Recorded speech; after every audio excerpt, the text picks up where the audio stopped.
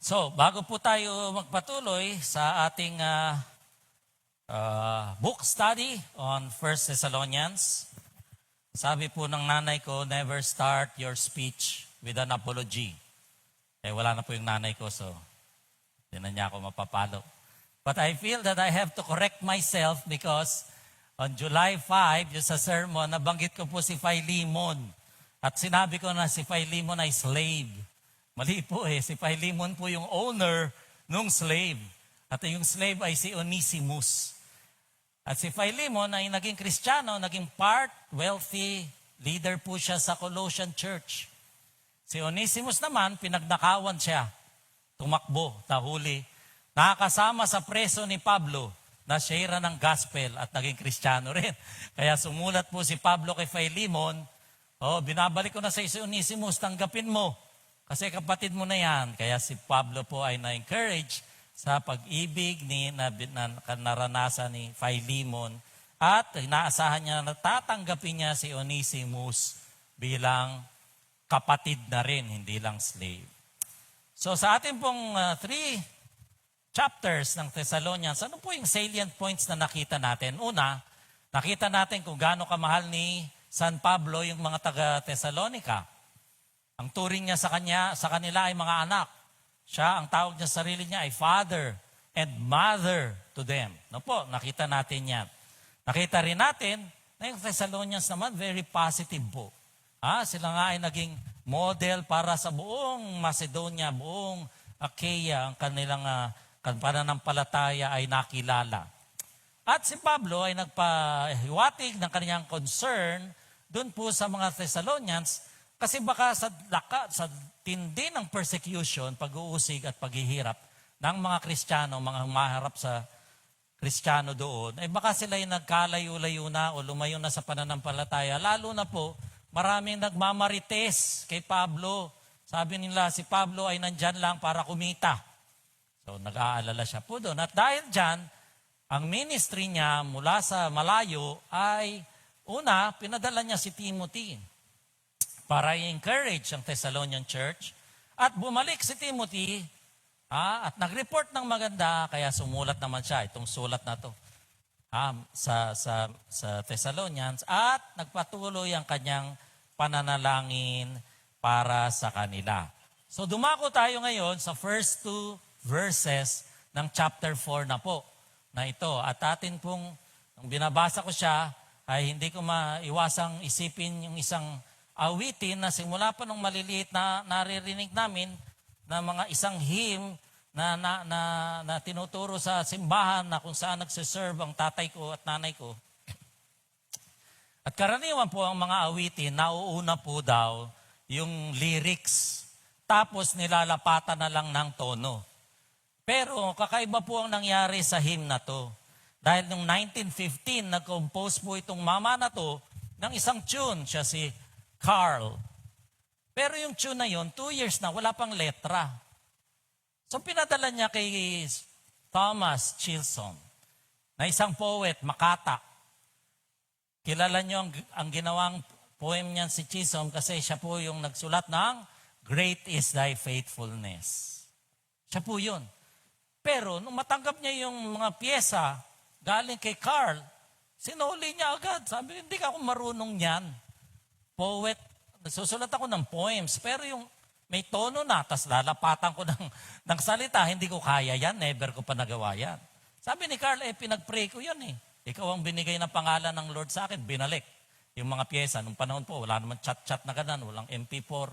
So, binalik by snail mail kay Chisholm. So, pinag-pray ni Thomas, at dahil hindi siya marunong magbasa ng nota, pinaham niya sa kanyang daughter. Yung tono ba, para marinig niya, para gagawa siya ng letra. So, ganun lang para marinig niya. At within 2 weeks, binalik po niya na meron ng letra at dyan po na buo yung hymn na Living for Jesus. Sabi dyan, Living for Jesus, a life that is true. Yan ang totoong buhay, sabi. Na magsumikap na bigyan ng kaluguran ng Diyos in all that I do. At magalak na i-surrender ang buhay natin, yielding allegiance, sapagkat yan ang daan. That's the pathway ng pagpapala. Living for Jesus, siya na namatay para sa akin.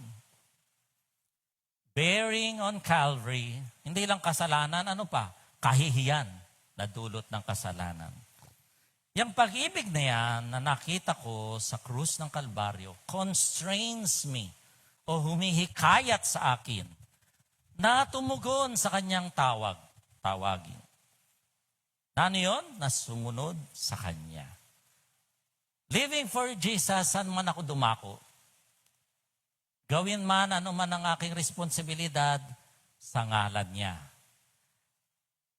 May pagkukusa, willingness na tiisin lahat ng paghihirap at pasakit, lahat ng kawalan. At ang bawat pagsubok, bahagi ng krus na pinapasan. Living for Jesus, sa konting panahon na nandito ako sa lupa. Hapon po, nasa lamay kami ng 89 years old. Sa pag-ikot namin sa punerarya na yon, merong 42 years old.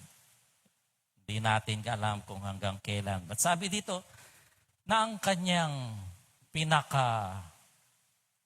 mahalagang kayamanan na yan, ay ang mapangiti ang Panginoon. At anong nakakapagpangiti sa Panginoon? Ang hanapin ang nawawala. Winning souls for Christ. At bigyan ng kapahingahan ang nabibigatang loob. Ministry. Discipleship. At ito po yung chorus niya. Oh Jesus, Lord and Savior, I give myself to Thee. Dahil sa iyong atonement, dahil sa iyong kamatayan, binigay mo ang lahat para sa akin. Wala na akong ibang amo, wala na akong ibang hari. At ang trono na ito, pagharian mo. Buhay ko simula ngayon ay sa iyo lamang, tanging kay Kristo. So pagtingin natin sa 2 verses ng chapter 4, ang hamon sa atin ni Pablo ay habang tayo nabubuhay, ay dapat mabuhay para kay Kristo. At sikaping tumaas ng tumaas ang antas ng ating pagkakilala sa Kanya at lumalim ng lumalim ang ating kaugnayan sa Diyos. Sa madaling salita, we should always be living, excelling more in pleasing God. Dahil kung isipin mo, kung di naman ng Diyos ang piniplease mo, sino nga pala? Sarili mo lang? Tayo po bilang mga anak ng Diyos, bilang mga tagasunod ni Kristo, bilang mga disciples ay dapat parating pagsumikapan na paghusayan pa. Go for more sa pagbibigay ng kaluguran sa ating Panginoon. Buong buhay natin kasi po, maikli lang yan. At kahit gaano na tayo katagal sa Panginoon, araw-araw po ay maari ka pa ring lumalim sa kanyang kaugnayan sapagkat there is always room for improvement sa ating relasyon sa Diyos. In fact, ang paglalim pa ng ating kaugnayan sa Diyos, ang higit at higit pang pagtaas ng ating spiritualidad. Hindi po ng religiosity, we are not here to make you more religious, but to become more spiritual. Kasi po, yan ang believer's biggest room. The biggest room is the room for improvement. Kaya wag po tayong magkaroon ng attitude na acne. Alam niyo yung acne? Alam ko na yan. A-K-N-Y. Ha? Wag tayong mayabang. Wag tayong know-it-all. Kaya natutuwa po ako. Kala niyo yung mga nag-a-attend po doon sa ating basic doctrines class. Hala, mahigit kalahati po sa mga estudyante doon ay matagal lang mga Kristiyano. And yet, teachable. Oh, di ba? Amen? Dapat parati tayong teachable mga kapatid. dapat ang ating attitude ay gusto ko pang matuto. So this is the call for continual improvement in our walk with God, our living for Jesus, in our efforts to make our lives more pleasing to Him. Tumayo po tayo, babasahin natin ang 1 Thessalonians. Dalawang verses lang po ito. At ngayong umaga, ilalagay po natin sa PowerPoint para pare-pareho tayo ng version kasi yung outline natin, ito ang susundin. Yan, sabay-sabay po natin basahin. Finally then,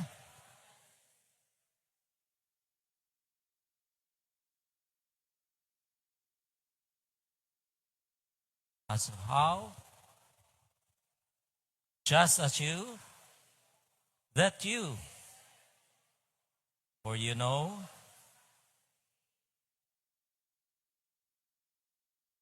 Panginoon, salamat po. 2 verses lang to, pero marami po kaming makukuha. Nawa, buksan mo ang aming isipan, Holy Spirit. Open our hearts and our minds and our hands to receive, not just receive, but to meditate, not just meditate, but to transform lives this morning. And we claim your word, your promise that your word will not return to you empty. In Jesus' name, amen. Upo na po tayo. So, sa pagsisimula po ng chapter 4, kalahati na po kasi tayo ng maliit na letter na yan, chapter 4 and 5 na lang. So, Paul urges the Thessalonians on to greater heights of spiritual attainment. Sabihin, go for more. Go for more pa tayo. Ha? Sabi niya sa mga Thessalonians. Sabi, finally. So, ini-introduce niya po dito yung kanyang paghihikayat o exhortations na tinatawag. At bago siya pumunta sa exhortations, parang sinamarize, parang ganito yung summary po nung first 3 chapters. Sabi, since your relationship with you, yaman din lamang tayo ay parang mag-anak o ang turing namin sa inyo ay mga anak. Di ba? At kami po ay naghirap at diba sila po ay nagtrabaho day and night, sabi, para lang wag silang umasa at maging pabigat sa Thessalonians. Yaman din lamang kayo at ako ay nagdusa sa paghihirap, suffered for the gospel's sake. And since there is still progress to be made, yan po yun, yung big room for improvement. And since we have maintained continuing prayerful interest in you, sabi niya, night and day we pray for you. Now, niya sabihin, now, we ask you, brothers, and urge you in the Lord. So, Paul begins the last 2 chapters of his letter with an appeal. Sabi niya, we request and urge you in the Lord that as you received instruction from us, anong instruction yon? How to walk and please. And that you excel even more. Ano po ba ang nature, that you excel even more? So tingnan po natin isa-isa ito. Sabi niya, ano po yung nature kaya ng appeal na yan? Well, sabi po dyan, request. So, ask. So, ito po ay anong klase na asking ito, request ito? Ito po ay isang mapagpakumbabang request. Ito po ay isang mahinahon na request. Hindi demand. Ito po ay isang hiling ng kaibigan. Yan, bilang isang kaibigan. Parang ibig sabihin nagsusumamo kami, yan, ipinamamanhik namin sa inyo, lalalim na Tagalog niya, mga kapatid, nalulunod naman kayo. Ipinakikiusap namin sa inyo. Tingnan niyo po yan.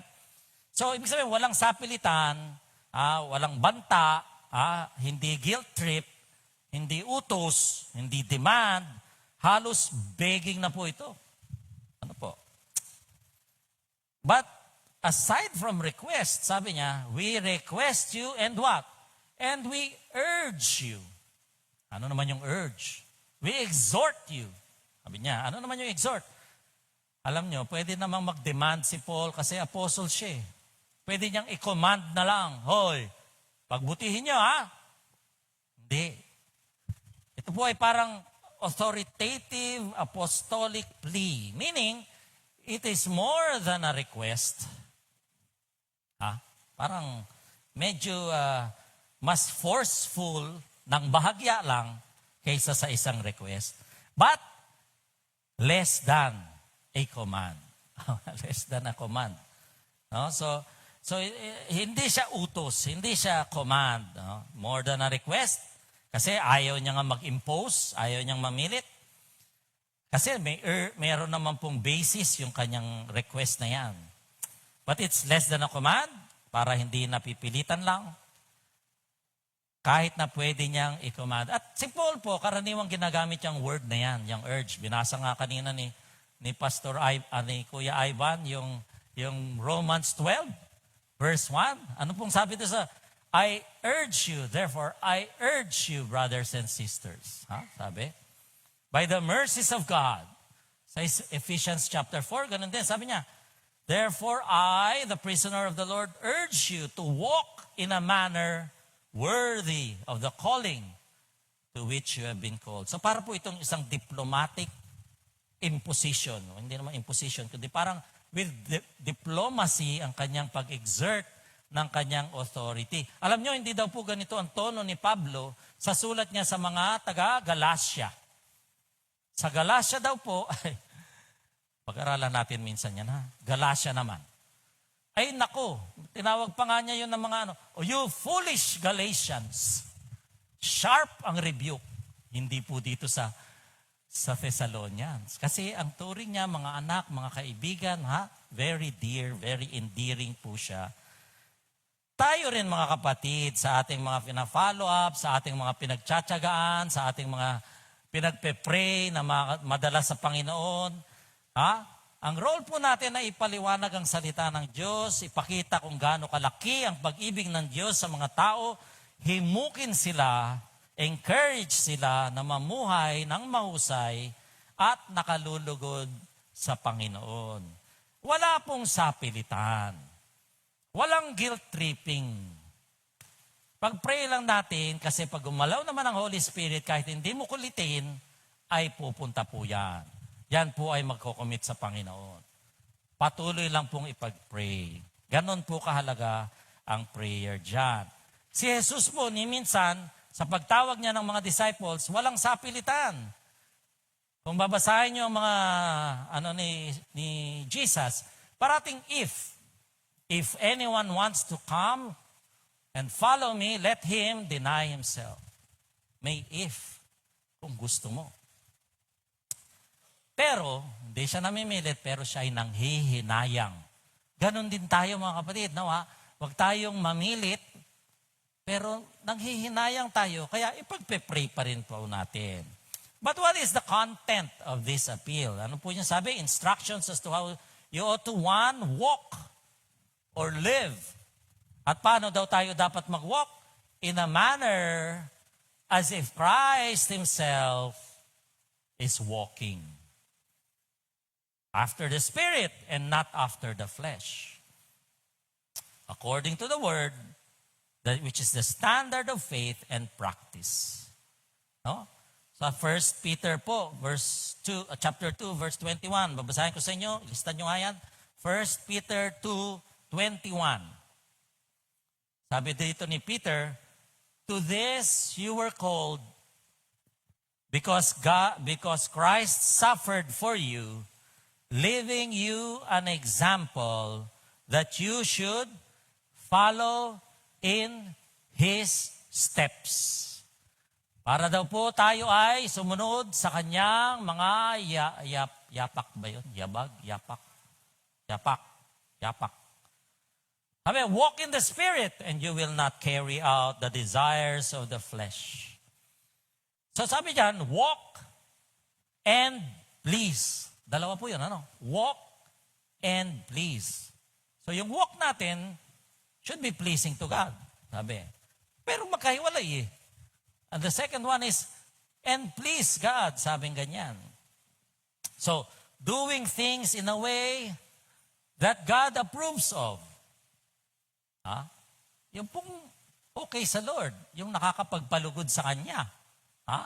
At ang mga hindi po Kristiyano, sabi diyan, cannot please God. Yung Yun po ang masaklap na katotohanan. They are without Christ, without His grace. They have no faith in Christ. And without faith, it is impossible to please God. So, ang living and walking and pleasing God, kasi po yung living, di ba, yun yung paano ka mabuhay, yung iyong external conduct. Yun yung nakikita sa labas, mga kapatid. Yun ka pag nandito kapag linggo. Eh, yung mga lugar na hindi tayo nakikita ng Diyos, pareho daw po yun, dapat pleasing pa rin sa Diyos. Anong mga lugar yun? Ha? Ay, yung ating isipan. Sino ba nakakabasa niyan? Wala. Ay, yung mga salita natin, o yung attitude natin, sa loobin natin. Ha? Kasi externally, pwedeng agree ka, pero sabi mo, alam ko na yan. Ha? Hindi yun pleasing sa Lord. Anong mga lugar pa yun? Yung ating mga ambisyon, yung ating mga dreams, sa sarili lang ba natin? O may parte ba sa Diyos sa ating mga ambisyon sa buhay? Pati daw po yun dapat pleasing sa Lord. Things not visible should also be pleasing to God. Unregenerate men or people, those who have not been born again, cannot please God. But the believer, sabi po dito, what the believer does in faith, tingnan nyo, halimbawa, meron kayong gustong sharean sa opisina, o boss ninyo gusto nyo sharean, kakabaka kayo kasi boss yan. Baka, o mataray yung classmate mo yan, o yung kasama sa trabaho na yan. But you took the initiative na, sige, gawin ko to Lord, kahit takot ako, kahit kinakabahan ako. Pero gusto mo siyang sharean dahil ayaw mo siyang mapuntang impyerno. That's your motivation. Yan yung love na sinasabi. Kasi kung wala kang pakialam sa kanya, ay bagay ka sa impyerno. Bakit kita si sharean? Hindi pwede yun. Dapat love daw eh. Loving others. So sabi mo sa Lord, Lord, pero hindi ko kaya to. Parang kinakabahan ako. Baka ako sipain nito. O kaya ako i-fire nito bukas. O kaya ako tawaging weirdo nitong classmate ko. Pero gagawin ko pa rin, by faith. Basta kasama kita, Lord, ha? And Holy Spirit, ikaw mag-empower sa akin, ha? In the power of the Holy Spirit. At ang layunin ko lang naman, Lord, ay mabigyan ka ng kalwalatian. Hindi naman sarili ko. Ano bang pakinabang ko dyan, Lord? Wala. Baka nga ako mabansagan pang pare o pastor o ano. Pero gagawin natin, Lord. Yan po ang na-pleasing sa God. Yan po ang acceptable to Christ. Kaya nga we keep saying, success in witnessing is simply taking the initiative to share Christ in the power of the Holy Spirit and leaving the results to Him. Anytime we decide to obey God, we please Him. Anytime we decide to obey God rather than to obey our boss, kung mali ang pinagagawa, yan po ay nakakalugod sa Diyos. What is the essence of this appeal? That you may excel even more. Ayan ang appeal niya mismo. Anong ibig sabihin niyan? To do more. To go for more. To be over and above. To overflow. Wow. Umaapaw. Siksik, liglig, umaapaw. To abound, to be abundant. To a greater extent, to a higher degree. Yan po yun. Ibig sabihin niyang excel even more na yan. Kaya nga po, biggest room yan kasi wag tayong akala natin, we have arrived. Wow, eto na yun, Lord. Wow, galing Si Pablo nga, hindi masabi kayo pa, tayo pa. We must always strive for more. Sa buhay spiritual, mga kapatid, walang ganon. Kung ikaw na yung, sa mga barko, nabasa ko, nag-uumpisa sila, mess hall, tapos napopromote, tapos nagiging kapitan ng barko. Tapos yun na yun. Ay sa buhay spiritual, walang yun na yun. Habang nasa lupa tayo, meron pa. So, isa sa mga medical school pa lang ako, 1980s, pinapakinggan ko na si Chuck Swindoll. Hanggang ngayon, nagpipreach pa si Chuck Swindoll. 91 years old. Praise God. Ganun ang ating gawin, ganun ang ating ambisyonin. So makikita po natin dito na si Pablo ay may malalim na affection sa mga Thessalonians, and his longing to see them ay nag-udyok sa kanya na ipanalangin sila. Yun yung nakita natin sa last section ng chapter 3. That the Lord Himself would make them, ano yung pinag-pray niya, na maging blameless and holy hanggang sa dumating ulit ang Panginoon. And it is therefore in accordance with this prayer and this desire ni Pablo that he now urges them to a still more earnest pursuit of Christian value. Grabe yun, Still more earnest pursuit of godliness, of deep intimacy with God, of a greater realization of the love of God for us.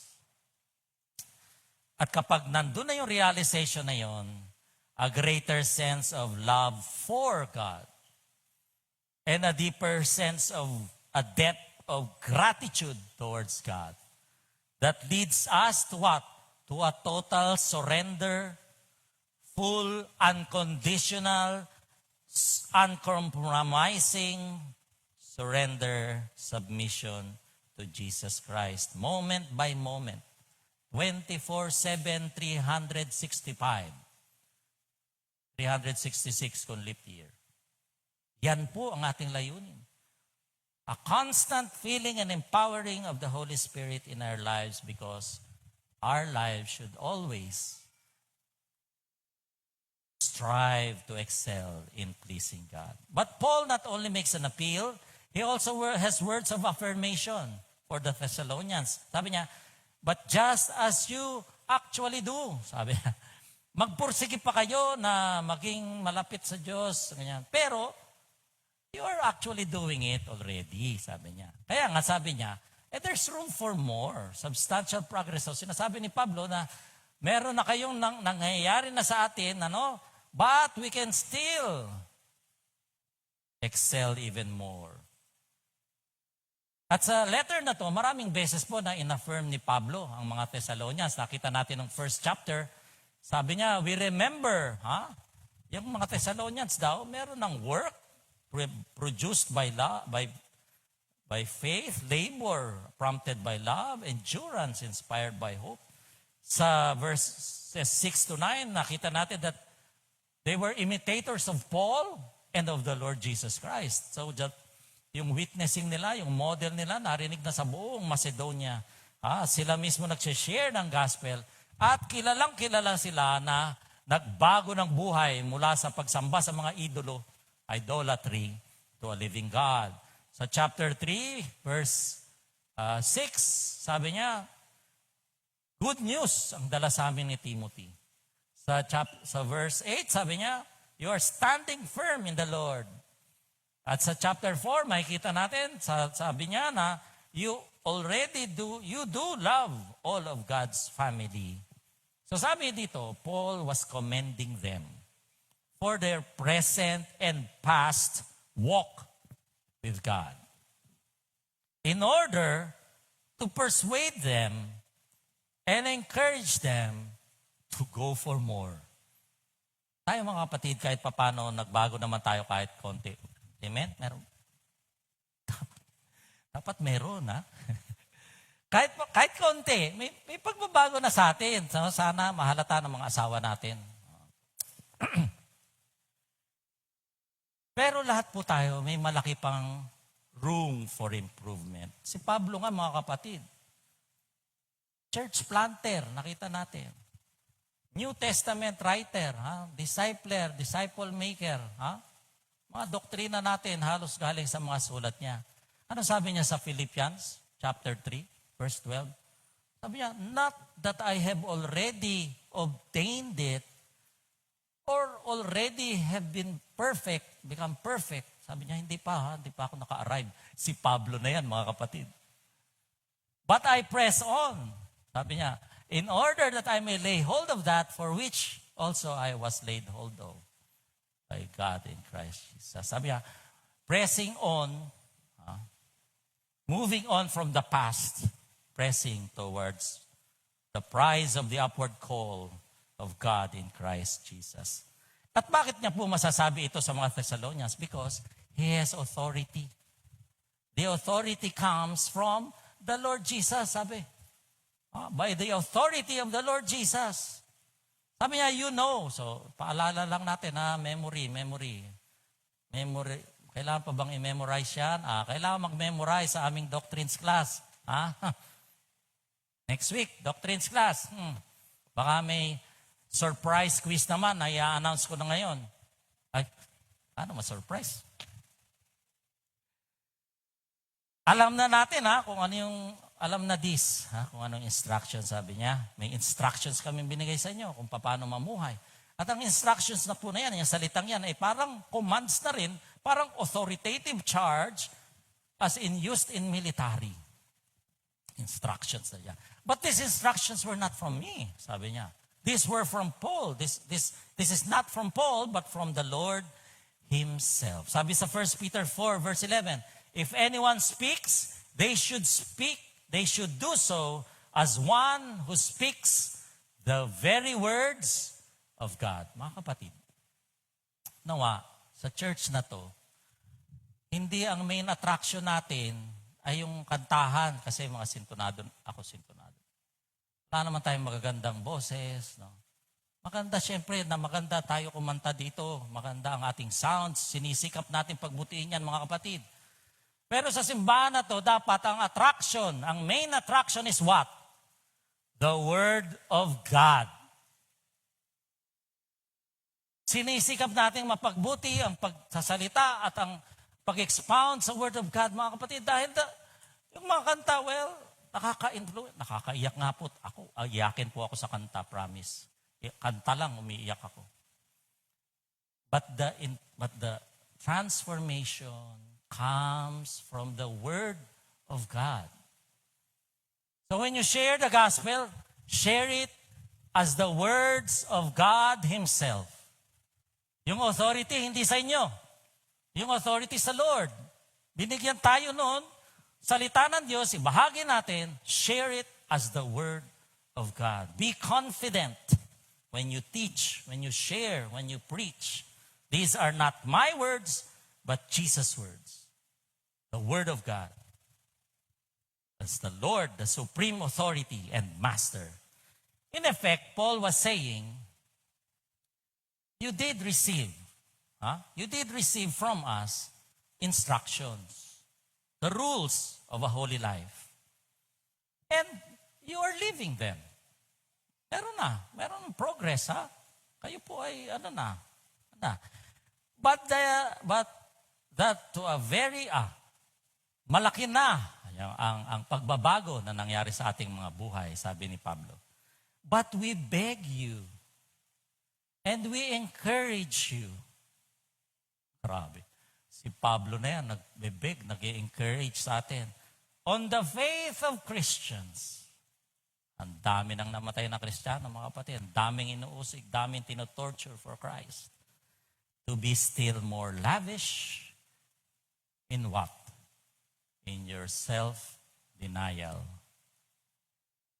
At yan din po ang appeal ni San Pablo sa atin. Natanggap nyo na ang salita ng Diyos, nasa inyo na ang banal na spirito, may pagbabago na sa buhay natin, sa saloobin natin, sa pag-iisip natin, malaki na ang pagbabago. Ngunit, sabi niya, nagsusumamo ako, hinihikayat ko kayo, dagdagan nyo pa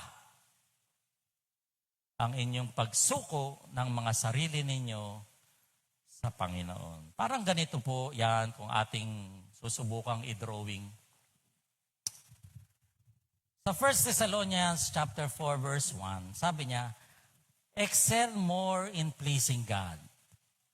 Sino ba yung gusto mong binibigyan? Sino ba yung gusto mong mapasaya, mapangiti? Ang gusto mo lang naman mapasaya, mapangiti, yung minamahal mo. Tama? So when you please God, you're saying that, I love you, Lord. And by that, you're fulfilling the greatest commandment. Love the Lord your God with all your heart, with all your strength, with all your might, with all your mind. Pero alam naman natin mga kapatid na ang love language ng Panginoon ay ano? Obedience. Sabi niya, he who has my commands and keeps them, he it is who loves me. And he who loves me, I will love, and will be loved by my Father, and will disclose myself to him. So when you obey, every time that you obey God, kahit mahirap, kahit yung di mo gusto, pero gusto ng Lord, sinunod mo ang Lord, you please God. You show that you love God. But obeying God is really a question of the Lordship of Christ. Sino ba talagang hari dyan? Kung sino ang hari dyan, yun ang masusunod. Sino ang driver ng buhay nyo? Tayo? O ang Diyos, banal na Espiritu? Romans 12 verse 1, I beseech ye therefore, brethren, by the mercies of God, that you present your bodies a living sacrifice. Tinanong ko yan noon. Gusto ba ng Diyos na mamatay tayo para sa Kanya? Opo, gusto talaga niya mamatay. Aanhin pa kayo ng Diyos kung patay na kayo. Huwag muna kayong mamatay. Living sacrifice ang hinihingi ng Diyos. Hindi dead sacrifice. Paano pa kayo mag-share ng gospel kung kayo patay na? How can you please God when you're already dead? Living sacrifice ang hinihingi ng Diyos. But then again, the Lordship of Christ is a question of how much you trust Him. At tayo ba talaga yung nagtitiwala na ang lahat ng gusto ng Diyos ay sa ating ikabubuti? Kasi kung pinagkitiwalaan natin yun, di susunod tayo. Hahayaan natin na siyang masunod sa buhay natin.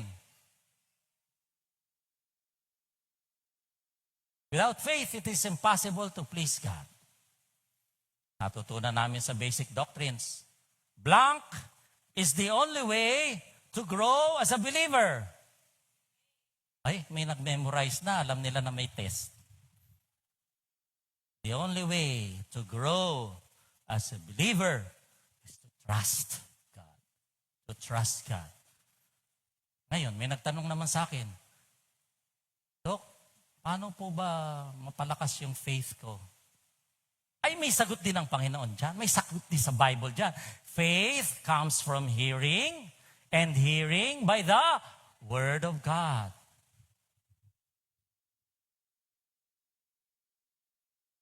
Ang problema, how can you understand the Bible if you do not have the Spirit of God? Sabi sa 1 Corinthians 2:14, a person without the Spirit does not accept the things that come from the Spirit of God, but considers them foolishness.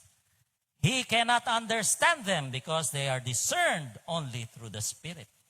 Kaya nga, paano ka naman magkaroon ng Spirit of God kung hindi ka naman na born again? He who is born of the flesh is of the flesh. He who is born of the Spirit is of the Spirit. That's how you begin this glorious cycle of pleasing God. Tayo ay born again na. May Spirit of God na tayo. Spend time in the Word of God so that we will strengthen our faith and will learn to trust Him more every day for each decision, for each ambition, for each dream that you have. Trust Him and surrender our lives to the Lordship of Christ and learn to obey. And by obedience, we show that we love God. And that obedience will please God even more. And as God is pleased with us, then He opens the pathway to blessing. And so we learn to trust Him more. That's how we grow, excelling more in living our lives pleasing God. A life that pleases God is a life that is lived by faith, not by sight. In the Lordship of Christ, in surrender to God, a life that pleases God is a life that loves God in obedience to God. A life that pleases God is not natural. It is supernatural because it is lived in the power of the Holy Spirit. Not driven, a life that pleases God is not a life that is driven by common sense. It is driven by God's sense. Mga kapatid, let us excel even more in pleasing God. Shall we rise? Let us try to sing this hymn.